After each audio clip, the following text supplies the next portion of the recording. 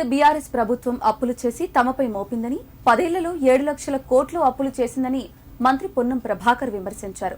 Congress party చారిత్రాత్మక నిర్ణయం తీసుకుంటూ ముందుకు వెళ్తుందని అన్నారు.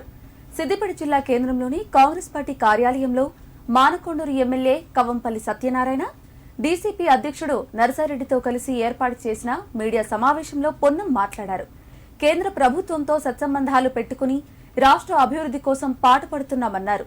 అన్ని నియోజకవర్గాల్లో తాగునీటి కొరత లేకుండా చూస్తున్నామని, అకాల వర్షాలతో నష్టపోయిన రైతులకు నష్టపరిహారం ప్రకటించామని మంత్రి చెప్పారు. కాంగ్రెస్ ప్రభుత్వం రాగానే కరువు రాలేదని, అలా కొంతమంది మాట్లాడటం విడ్డూరంగా ఉందన్నారు. ఆర్టీసీని బీఆర్ఎస్ సర్కార్ నాశనం చేసిందని, తమ ప్రభుత్వం వచ్చాక లాభాలతో నడుస్తుందని చెప్పారు. టెట్ ఫీజు అంశంపై ప్రభుత్వం ఆలోచిస్తోందని, బోర్డు ఖచ్చితంగా తగ్గిస్తోందని పొన్నం స్పష్టం చేశారు.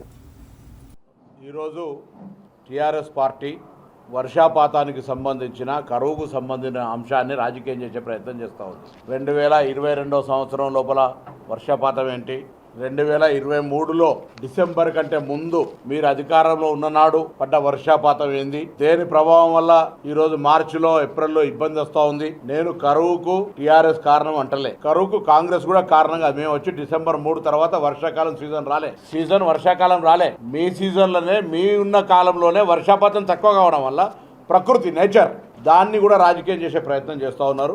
ఇది దురదృష్టకరం.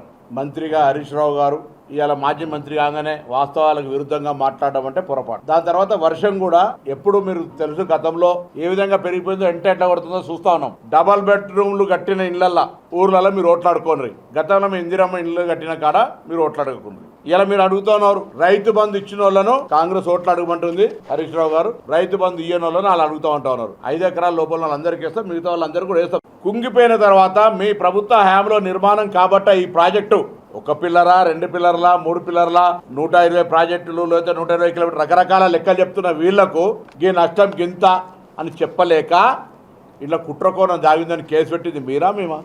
అధికారం దిగిపోయే నాటికి రాష్ట్రంలో 7 లక్షల కోట్ల అప్పుతో పాటుగా 40,000 కోట్ల రూపాయలు బిల్లులు అయినటువంటి పనులకు నిధులు చెల్లించే పరిస్థితి. ఇలా మేము కొత్త పనులు తీసుకొస్తే సార్ మాకు పాత బిల్లు ఇప్పి అనే కాడికి వచ్చింది. ఇలా ఆ ప్రొసీడింగ్ సంఖ్య లెక్క చెప్తే దాదాపు 1,50,000 కోట్ల ప్రొసీడింగ్ ఇచ్చారు. ఆ పనులు చేస్తే మా ప్రభుత్వం ఏం పనిచేయాల్సిన అవసరం లేదు. ఇక రైతులకు నష్టం జరుగుతుంది పంట బీమా పథకం పెట్టకపోవడం వల్ల.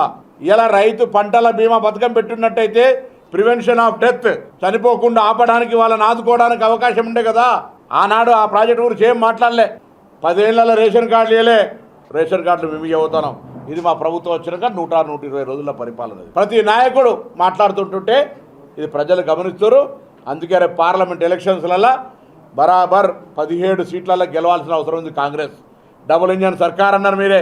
ఇలా రాష్ట్రంలో అనేకమైన కార్యక్రమాలు జరగాలంటే కేంద్రంలో తప్పకుండా కాంగ్రెస్ పార్టీ తెలంగాణ నుంచి 17 మంది ఎంపీలు ఉండాలి.